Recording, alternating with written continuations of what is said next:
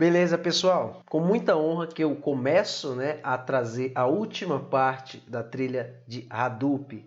Eu tenho dentro dessa trilha algumas melhorias, para fazer. Talvez eu traga em vídeos separados, falando ali, que minha abordagem foi em cima do ambiente Cloudera, e a Cloudera teve grandes mudanças em relação ao seu parque e à sua forma de distribuição, Então isso impacta, caso alguns de vocês queiram testar o ambiente, queiram talvez entrar ali em aplicações e serviços que eu fui demonstrando ao longo da trilha e não consigam, Então eu vou fazer aí uma parte dedicada às maneiras de se conseguir, aplicar um ambiente Hadoop em relação a alguns testes. Obviamente que a gente tem diversas versatilidades e formas de fazer, existem outros players, mas caso você queira se aprofundar, esteja trabalhando diretamente com isso, ou mesmo queira entender mais sobre o pacote e a distribuição Cloudera, que ainda assim hoje é a mais forte aí no mercado brasileiro em relação a Hadoop, em relação a estratégias de Big Data dentro de grandes players,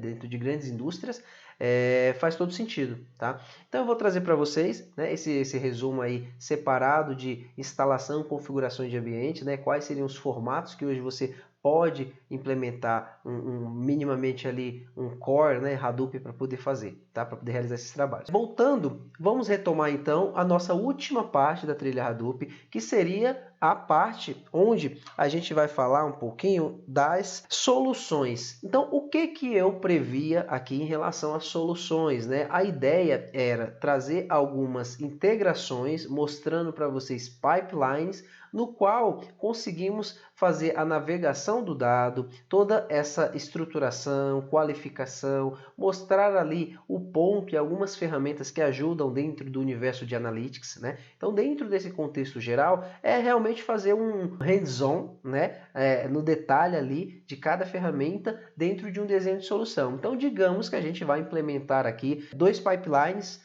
um formato microbatch ou batch, como vocês preferirem, que a gente talvez configure e defina, e um formato streaming, que é para a gente demonstrar, os formatos e os fluxos de dados que são muito comuns, dentro de grandes players, dentro de estratégias de dados. Então, quando a gente está trabalhando numa empresa, muitas vezes precisamos entender ali qual que seria a frequência daquela informação, ou aquele mapeamento. Então, isso faz parte do universo de engenharia, faz parte mesmo do ciclo de vida do dado. Então, o que a gente tinha previsto, que era olhar para uma linha de on-premise, cloud e híbrida.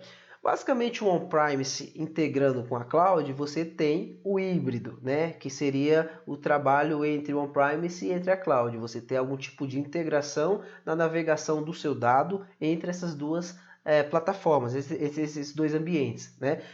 Então, assim, para resumir, eu vou trazer 2 pipelines, Então vão ter diferentes tecnologias e cada tecnologia vai estar integrada em algum ambiente, dentro de algumas desses níveis de plataforma, de implementação. Então a gente vai ter o cloud e o híbrido aí integrados, o cloud e o on-premise integrados, para a gente gerar esse híbrido aí e vocês perceberem, eu trago algumas particularidades em relação a esse contexto, tá bom? Vou mostrar para vocês um pouquinho hoje o fluxo, os 2 fluxos que eu pensei, para que eu acho que vai ficar mais didático e a gente vai conseguir dar uma vazão melhor no entendimento das ferramentas do Hadoop. Então, passando aqui para a nossa trilha, pensamos, digamos que a gente tem aí uma entrega para fazer, É sempre bom pensar no plano real, no formato real de entregáveis, Então, dentro disso, hoje a gente tem uma solução de engenharia de dados Hadoop.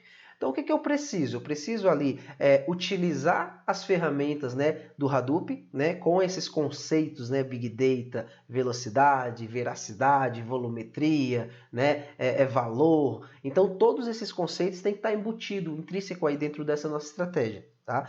Então, dentro dessa solução, qual que é primeira parte que a gente vai dar uma olhada, que a gente vai entender ali como funciona? Fontes de dados, Então, a partir das minhas fontes de dados, eu vou olhar para o universo de dados estruturados. Dados estruturados têm ali todo um conceito, toda uma necessidade. Existem ferramentas que suportam melhor, têm uma performance melhor, trazem recursos mais robustos para que você manipule aquelas informações. Então, com isso, é bem importante a gente, né, entender ali o que vai fazer sentido para o nosso contexto. Tá? Então, o que eu elenquei aqui de tecnologia, de ferramental para nos ajudar com esse primeiro pipeline, né? Seria o MySQL e o Google Cloud Storage, né? Que seria o storage, né, da Google Cloud, da plataforma da nuvem. Então, a gente está falando ali de um MySQL que vai estar on-premise, né, na minha máquina, on-premise local, né? On-premise a gente tem um contexto de quando eu tenho um servidor privado, né, e eu uso esse parque tecnológico, né? No meu caso aqui, vamos falar um pouco mais local, né, que eu acho que fica mais correto. Então a gente vai ter essas duas tecnologias de armazenamento de fontes. Então eu entendo que os dados que eu preciso manipular vão vir dessas duas fontes. Depois iremos entrar na parte da coleta, na integração dessas informações. Eu preciso ter um recurso, eu preciso ter um mecanismo, ou um script, ou uma tecnologia que consiga fazer a conexão nesse banco de dados MySQL, que consiga fazer a leitura nesse storage, né, nesse bucket storage, para a gente conseguir consumir essa informação e trazer para dentro do meu ambiente Hadoop, né, que esse é o ponto principal, a gente navegar essa informação para dentro do nosso ambiente e processar e, consequentemente, analisar ela. Né? Então, a gente vai ter ali, com o contexto de integração para o banco relacional, a Apache Scoop, que é uma das ferramentas do Hadoop, né? É uma ótima ferramenta para a gente fazer controle e integração de cargas de dados. A gente consegue se conectar ali com bancos relacionais de forma muito fluida, né? Vocês vão perceber que a sintaxe dele de certa forma, né? Obviamente que tem muitos parâmetros ali que pode trazer uma complexidade maior, mas basicamente ali conceitos mais simples a gente consegue fazer com um comando bem básico, né? E aí ele se integra muito bem ao HDFS e ao Hive, consequentemente. Tá?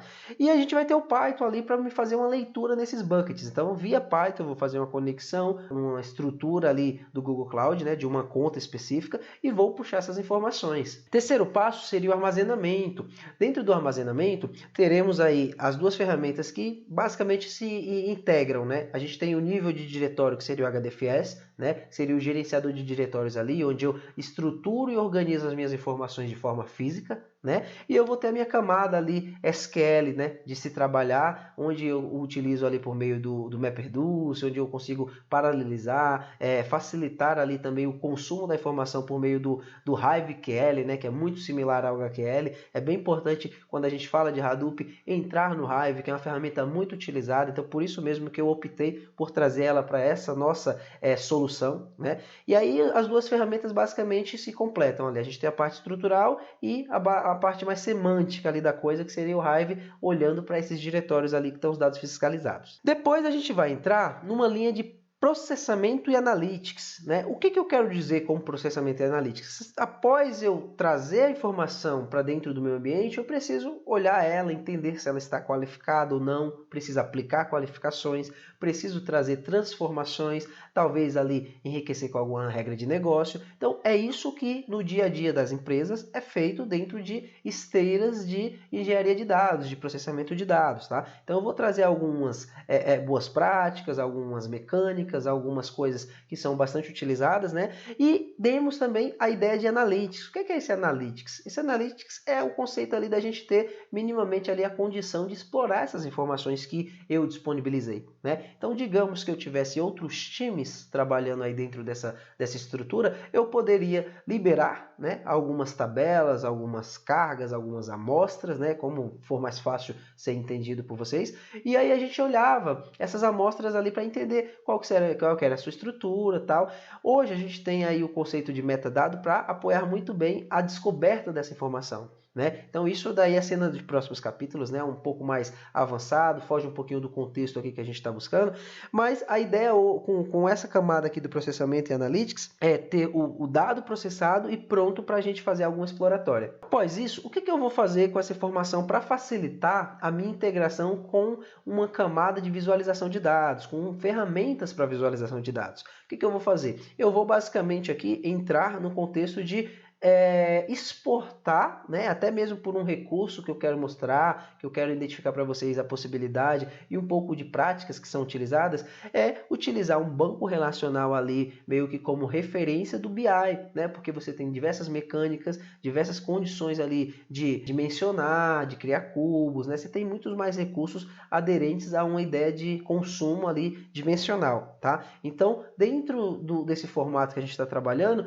a gente vai devolver isso, né, para um ambiente MySQL. Então, esse dado é ingerido, é processado, é tratado, é validado em relação à regra de negócio, é enriquecido e é devolvido para uma camada de BI para que seja consumido posteriormente por um Power BI. Então, para a gente ter aí ferramentas que estão quentes no mercado, que estão crescendo, que realmente estão resolvendo o problema, né, das estratégias de dados, a gente está trazendo sempre aqui as ferramentas mais comuns, né? E obviamente que não estou buscando, né, favorecer um nem outro. Eu acho que cada linha de profissional, cada um às vezes tem uma experiência mais profunda no ClickSense, uma experiência mais profunda ali no Tableau. Eu acho que o dinamismo e a diversificação é que faz todo sentido na nossa área, é o que nos dá prazer, né? Saber que eu posso compartilhar o meu conhecimento e receber em troca uma devolutiva, né, para enriquecer esse meu conhecimento. Então a gente tem ali uma troca constante entre as áreas e entre os pensamentos, né, como um todo, tá? Então essa seria nossa primeira esteira, né, nosso primeiro pipeline estruturado dentro do projeto aqui da trilha do Hadoop. Visto que a gente está falando ali de fontes estruturadas, a gente tem ali um banco de dados como fonte de referência, então a gente sabe que um banco de dados funciona por meio ali de cargas temporais, né? Então a gente não tem realmente um streaming acontecendo, né? Então, para a gente usar o conceito da melhor forma, essa esteira vai olhar para visualização, fluxo de dados microbatch ou batch, como vocês preferirem. Vai depender ali da latência desse fluxo, tá? E aí a gente entra com a segunda linha de fluxos de dados, que a gente vai olhar para um fluxo não estruturado, né? Um fluxo de dados não estruturado,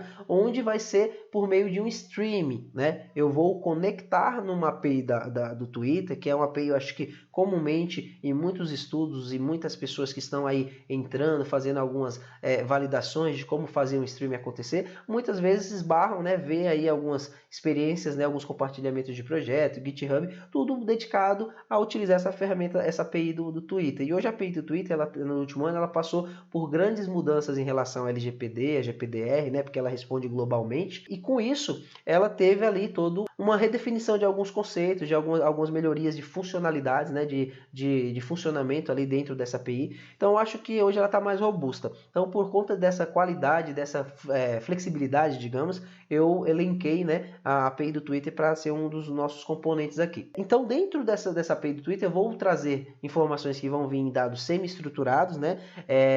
Que no caso seria, não estruturado, é semi-estruturado, tá? Então, esses dados semi-estruturados, a gente está falando ali de um JSON, né? De um formato JSON, que é o padrão. E aí, como que eu vou fazer o mecanismo de processamento desse cara, né? Eu vou por meio do Spark, né? Eu vou executar ali uma validação, um Spark Stream, né? Uma integração dessa informação e vou armazenar ela dentro de um Ozone, né? De um Apache Ozone, que seria uma nova tecnologia que entrou no pacote Hadoop há pouco tempo, né? Nas últimas distribuições aí da Cloudera, ele está fazendo parte aí há um pouco de uns 2-3 anos, se eu não me engano, não tenho fielmente, né, qual seria a data, mas o Ozone ele é similar a um Google Cloud Storage, similar a um S3. Ele é uma tecnologia para storage, né, onde eu tenho ali toda uma questão de conseguir armazenar objetos. Então, a gente chama no contexto do mercado de Object Storage, né, que ele consegue ter a versatilidade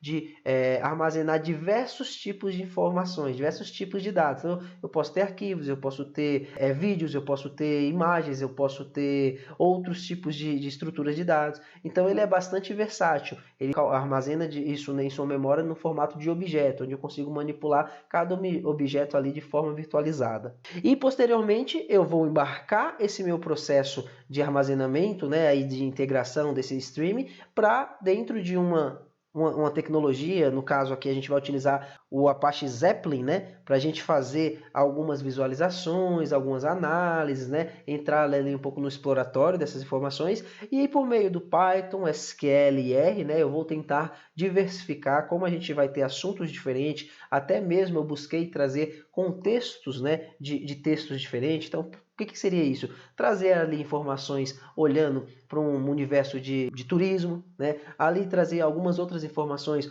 olhando para um universo mais de saúde. Então, talvez alguns assuntos de negócio, como a gente poderia chamar, num formato mais simples de se entender, né? Então, esses assuntos de negócio eu quero navegar em mais de uma linguagem, né? Olhando ali como que a gente faz uma análise, como que a gente pode aplicar o Analytics ali por meio do R, por meio do Python, né? Como que um fluxo desse de Hadoop suporta, né, uma frente ali de Data Science, né? Obviamente que o ponto aqui não é estender tanto para Data Science, mas eu vou trazer para vocês algumas demonstrações em relação a Analytics que a gente pode estar aplicando muito bem, tá? Que é basicamente o que é feito no dia a dia, né? Então a esteira toda, a gente vai ter dois fluxos de dados, comumente eles vão ser embarcados aí dentro de uma camada ali, de uma área de processamento e Analytics, né, que a gente vai demonstrar alguns recursos e demonstrações, e no final a gente tem aí o Power BI, que é a nossa visualização, onde eu vou buscar olhar ali para alguns dashboards, vamos fazer alguns painéis ali, para que isso fique mais claro, né, a gente tem um dado sendo imputado ali, sendo ingerido, né, numa esteira, e a gente consiga ver no final a dimensão desse dado, ver no final como esse dado foi transformado e no que ele gerou ali minimamente, né, entre aspas, né, para nossa tomada de decisão, né, que é isso que a gente quer entender, é isso que a gente está buscando quando a gente começa a trabalhar com dados, né? Então, pessoal, esse é o contexto do nosso pacote, né, da nossa última parte da trilha de Hadoop. Fico muito feliz do apoio de todos. Eu tive ótimos, excelentes feedbacks, tá, em relação à formatação dos meus vídeos, né, de como eu estou compartilhando. Hoje eu tive todo um cuidado de articular um time aqui por trás para me ajudar melhor nessa frente aí de edições, que realmente talvez o conteúdo não seja ruim, mas eu tenho uma edição que não é tão boa e pode influenciar muito bem em quem está assistindo aí do outro lado. Eu vivo a mesma experiência que vocês vivem, né? Então eu percebo que dependendo ali do cuidado, dependendo ali do profissionalismo, né, que é passado, às vezes a gente acaba não conseguindo absorver da melhor forma, às vezes a gente até tem uma certa resistência em continuar o conteúdo. Então, para esse segundo semestre, eu estou abrindo aqui com muita vontade em relação a terminar essa ponta da trilha de Hadoop para a gente trazer novos conteúdos, né? Começar a falar de mais coisa, porque tem muita coisa armazenada aqui. E é isso, fico muito feliz aí com a parceria de todos, com o prestígio de todos. Continuem assistindo Maestria Dados. Eu vou ser muito mais presente agora nesse segundo semestre dentro dos canais. Estou me organizando, estou trazendo pessoas novas, parcerias novas. Então, acredito que vai com certeza abranger muito mais assuntos aí e enriquecer muito mais aí a nossa ideia, né? Fazer nosso Brasilzão aí ser uma potência, né? Eu escutei isso daí de outro canal, gostei muito, viu? Parabéns na citação. Uma potência de dados. Eu acredito que já sejamos, né, uma potência, mas a gente precisa dar essa roupagem, né, profissional aí. Então, é um pedacinho da minha contribuição com todos. Espero que gostem. Fico feliz com feedbacks. Muito obrigado.